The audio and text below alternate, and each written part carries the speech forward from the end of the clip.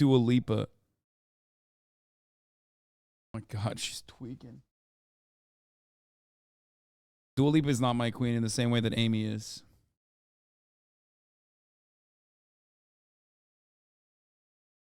We're not gonna do the murder video. We're not gonna do the Clarence and Ginny Thomas one. Everyone is trans. Stop looking. What is this? The third party bid that could sabotage Trump and Biden? Abandoning the Democratic Party to run for re-election as a third party candidate. You're here to make a significant announcement. What? I've registered as an Arizona independent. Oh, I thought she was running for president. What? There was one organization that was absolutely psyched. A centrist group called No Labels. No Labels. No Labels. They call themselves No Labels and bill themselves as a centrist group seeking common sense solutions for the majority of Americans. No Labels is quietly mobilizing a major bid to launch a bipartisan unity ticket. But we followed a money trail that leads through Aspen, luxury resorts, jaunts to Europe, and undisclosed locations. Bro, why would I watch this, dude? What is this? Failed 21, The Folly of Man. There's 119 views. What's going on? In Washington, D.C. to discover a deeper story about who is behind No Labels and what's really in it for them. Why do they keep, like... I don't get it. Like, America is already a neoliberal shithole, right? So... Why do they keep like restructuring and revamping the same old shit? Like the Third Way did this, the Forward Party, No Labels. Like, dog, the centrist party is the Democratic Party already. Like, why do you want like an even more centrist Democratic Party? They are already the centrist party. Like, what are you talking about? Like, what the fuck do you mean? Until this point, No Labels has really just been a gilded cabal of dark money, a lobbying group that worked on the inside. For this upcoming election cycle, No Labels is actually becoming its own political party, and they're aiming to run a bunch of corporate-sponsored third-party candidates in critical elections. We're not talking random weirdo candidates either. Mandatory toothbrushing law. You'll probably I'll take just about any alternative to the DNC GOP. What are you, crazy? What are you, insane? Your alternative to the DNC and GOP, your alternative to the Democratic Party and the Republican Party is just more annoying Democrats. Like, what the fuck? Yo, what is that, by the way? What am I peeking on? What am I peeking at in the fucking shelves of this young Jebediah? What is that? What's that about? Is that the Bible? Is that the Quran? No. Even better. probably recognize some of their names. Along with Kyrsten Sinema in Arizona, rumor has it that they want Joe Manchin to run as an independent against Joe Biden for president. Usually, running a third-party candidate is a bit like lighting money on fire, and with more than $70 million raised already for this operation, No Labels is going to be hosting a bonfire. It begs the question, what's in it for the people behind this scheme? As a result of a 2010 court ruling, No Labels' political arm does not have to disclose its donors while it works to get a line on election ballots. But thanks to some sleuthing, we do know a fair amount about No Labels' past donors. Coca-Cola, General Electric, pharma giant Johnson & Johnson, and oil and gas company Pioneer Natural Resources have all made five-figure donations to No Labels over the years. So has the Consumer Technology Association, whose members... I don't get it. Like, why? Why don't you just give it directly to the Democratic Party? Like, this is what I don't understand, actually, okay? Legitimately, like, what the fuck? First of all, five-figure donations to a fucking 501c4 is nothing, okay? Like, it's nothing. From Coca-Cola? What are you, fucking joking? To a 501c4, five figures is like you throwing a fucking penny away, okay? So just remember that. Like, it sounds crazy, but we're talking about dark money, okay? The entire point of it is, like, literally you get away with pumping straight up unlimited funds into, these ridiculous organizations. But even then, it just, like, doesn't make sense. Like, why are you throwing money away? I don't understand it. Like, it's not like the fucking Forward Party or whatever, the No Labels Party is, like, actually gonna... They're not gonna do anything. It's stupid. The same as the Democratic Party. Members as of 2020 included Amazon, AT&T, Google, Humana, Nvidia, Verizon, Walmart, and others. We'll get to why they're throwing so much money at this effort in just a second. Private equity firms. What do you mean, what about tax breaks? First of all, Democrats do that too. Like, Democrats either A, don't stand in the way when Republicans do it, or B, end up like, you know, solidifying tax cuts that were supposed to sunset. Obama did that, by the way. Yeah, we must take these tax cuts for the wealthy that are slated to sunset, and we must make them permanent. Firms, you know, the people gutting hospitals, nursing homes, and driving up your rent, love Kyrsten Sinema. And it turns out they're big fans of no labels too. Puck News recently revealed that Steven Schwartzman, the billionaire CEO of private equity giant Blackstone, is a major donor to the group. Blackstone's business model is built on exploiting major economic downturns and national crises like COVID and the Great Recession. The billionaire hedge fund CEO Louis Bacon also got in on the action. He maxed out his contributions to Kyrsten Sinema and tossed $1 million to no labels a week after doing the same for the Republican Party. Then there's Nelson Peltz, a billionaire investor and major Trump backer. He's been my man through the last 4 years because he's done amazing things for the economy, amazing things. He gave $900,000 to 2 no labels PACs and maxed out to Kyrsten Sinema. Then there's James Rupert Murdoch, the son of Fox News founder Rupert Murdoch, the media magnate who has done more harm to democracy than nearly anyone on the planet. Okay, except for maybe one person. Harlan Crow, a Nazi memorabilia collector and Supreme Court Justice Clarence Thomas's... Hold up. Hold on now. He collects them to know how evil they are. He just looks at it.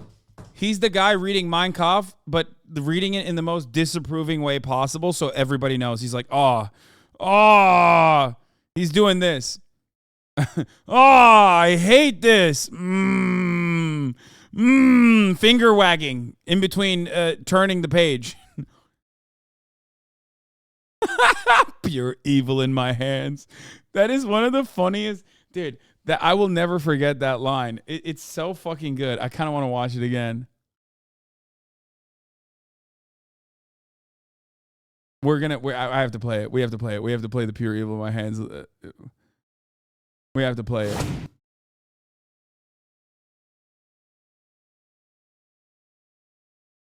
I found it. Lots of guns being shot in the air. It's one of the biggest. Machine says, I think you could do some damage to this.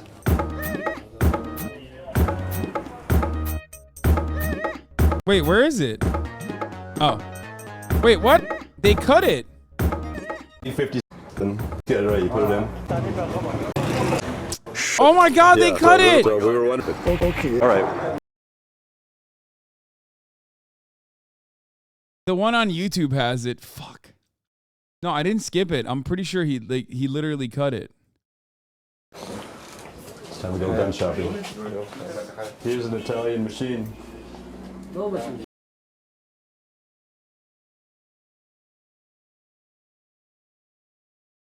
The original video was like, the original video was this long too.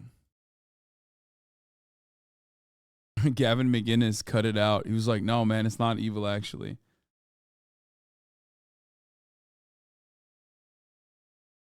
Here's an Italian machine. This is like a Kalashnikov? Kalakov. It says it's a muzzleite. I think you could do some damage to this. I know he's holding the Luger when he says it. They cut the part out. Aw, that sucks. The joke has passed now. Rifle.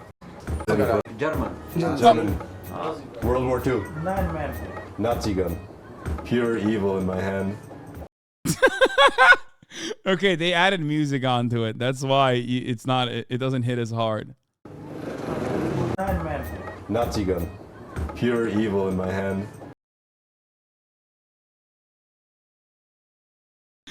Nazi gun. Pure evil in my hand. It's so good. billionaire benefactor. Crow donated $130,000 to No Labels between 2019 and 2021, according to documents obtained by the New Republic. But why would the billionaires at No Labels want Sinema on the ballot so badly? For one, they're really big fans of her work. Let's follow the money trail back in time to September 2021, when Democrats were trying to hammer out their massive Build Back Better bill. It was filled with super popular programs like universal childcare, which even 70% of Republicans approved of. You would think that No Labels would be all in on something that so united the country, except that it would have been paid for by raising taxes on the wealthiest Americans. Given the choice between national unity and hoarding billions of dollars, you can probably guess which one an organization with a coal power plant owner, a plastics maker and fossil gas owner, a defense contractor executive, and corporate lobbyist on the board wound up choosing. Sinema made the same choice, refusing to sign on to a bill that raised taxes on billionaires. And as a leaked email revealed, No Labels appreciated it so much that the director of the Billionaire Front Group sent an email telling all of his donors to call Sinema's office and express their gratitude. A month later, the group made it public with this well-produced TV ad. They call Kirsten Sinema a lot of stuff. We call her tough, independent, principled, always fighting for two-party solutions and for jobs. A senator America can be proud of. All that public celebration was nice, but the big checks that Sinema received at fundraisers with No Labels donors were even nicer. It netted her over $1 million over just a few months. She did the same thing just about 1 year later on the Inflation Reduction Act. Democrats. She's just like, dude, I think I am a misogynist. I think I'm a misogynist because she is like the most annoying person in Congress. Like, I think pure evil in my hands. You know what I mean? Like, I don't know if it's like misogyny or if she's just like worse than George Santos exists. Wait, you think George Anthony DeValder Santos is in any way, shape, or form anywhere near as damaging, devastating, annoying, smarmy, self-important piece of shit like Kirsten Sinema? Are you out of your fucking mind? George Santos serves more cunt before breakfast than Kirsten Sinema ever has tried to serve in her entire life. Okay? How dare you, sir? How fucking dare you, dude? George Santos is entertaining. He's crazy. He's out of control. He's defrauding Republican Party voters. Like, he was a fucking queen. He was a drag queen and he slayed. Her net worth went from $300K to $11 million in one term. Yeah, and like, dude, this is like grounds for capital punishment, okay? Like, in a normal society where we have fucking laws and we're like, oh, wow, actually, we're totally against corruption. That's the punishment. That is like a normal punishment for a situation like that. But we don't live in that society, obviously. We live in a fucking bullshit one where that is not the case.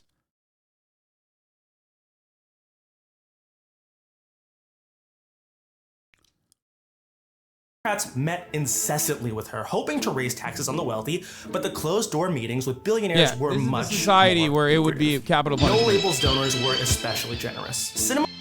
I'm just saying, dude, like.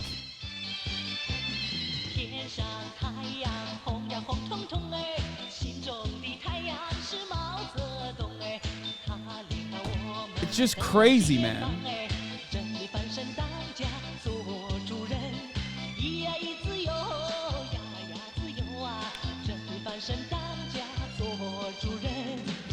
Sinema walked away with huge donations from billionaire Donald Trump superfans Henry Kravis, the co-founder of the world's largest private equity firm, anti-union Home Depot founder Ken Langone, and Nelson Peltz, who donated after Sinema put in a request to visit him. There were also meet and greets with corporate lobbyists, max gifts from the head of Mitt Romney's old company, Bain Capital, and more than $44,000 from the good folks at the private equity megalith Blackstone. The Business Roundtable, a group of 200 CEOs, and the Chamber of Commerce, which represents some of the biggest corporations in the world, were both enamored with Sinema's work. The Roundtable gave Sinema $187,000, while the Chamber gave Sinema $450,000 and a special award for ultimately blocking Build Back Better. And we can't forget Merck, the beloved pharmaceutical company donated to Sinema as she weakened efforts to lower prescription drug prices. At the end of the day, these billionaires and large corporations are deeply invested in maintaining the status quo and opposing Democrats' agenda for working people. Sinema's atrocious polling numbers and lack of any non-billionaire constituency may mean that she's not likely to win any Senate election. And Joe Manchin doesn't have any better chance at becoming president as a third-party candidate. But getting Sinema or Manchin on the ballot is likely No Labels donors' best hope of enacting their agenda. If Sinema plays spoiler for Democrats, handing the race and maybe the Senate to Republicans, it would guarantee that their tax breaks continue. Considering their net worth, cutting some checks to Kyrsten Sinema is probably the safest bet in DC.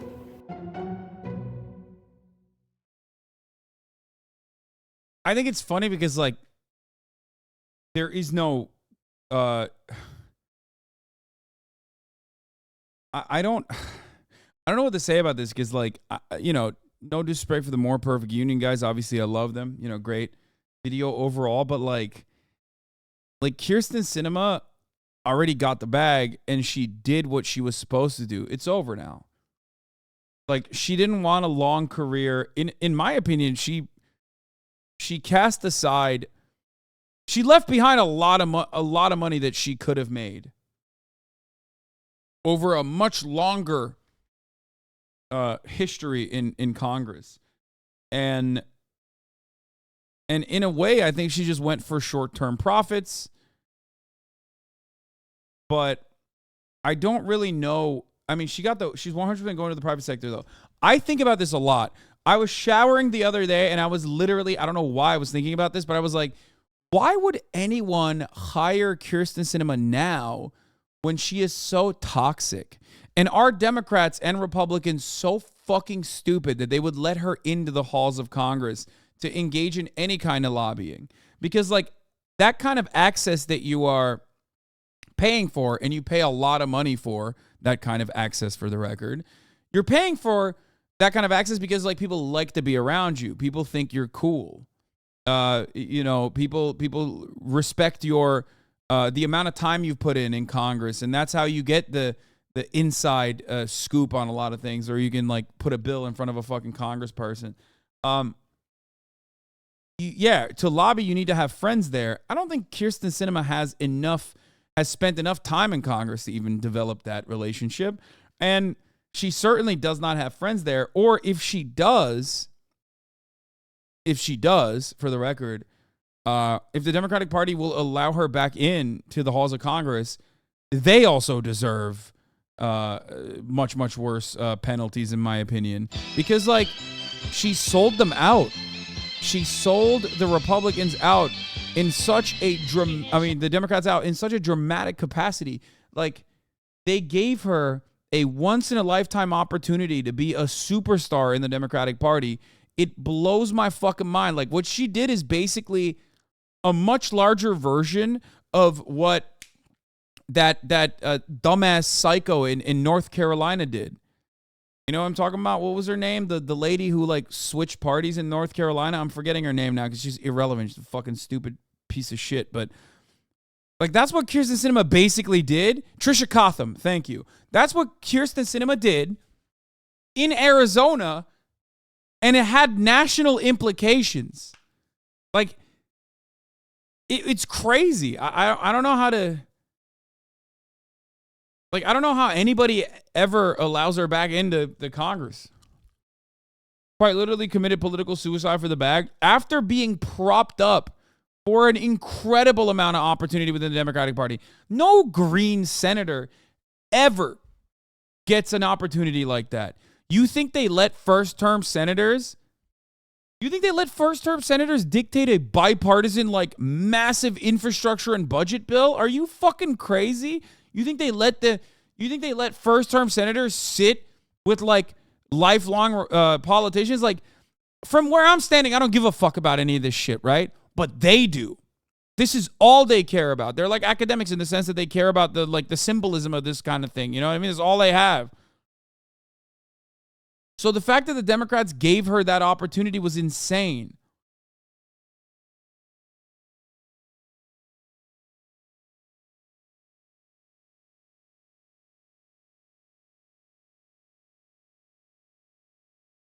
What? Sorry, I linked the sub-media link. They're an anarchist collective that has been around for ages. The video was basically a news report about the ongoing crisis in Sudan where tons of left-wing militant groups are fighting for socialist ideals. It also covered the eviction of 2 anarchist squats that was being pushed by a far-right Spanish MMA group. What the fuck? Okay, but remember this? I do remember this. This is her all dolled up for this moment. Go up and hit the fucking... Miss Cinema. No. I see red when I fucking see Kirsten Cinema do that. Like, it just might... I only see blood. There's nothing else. All right, let's watch Matt Walsh. Now, there's a reason the media has to lie about the stories of Sarah Comrie and Amy Cooper, not to mention the most egregious recent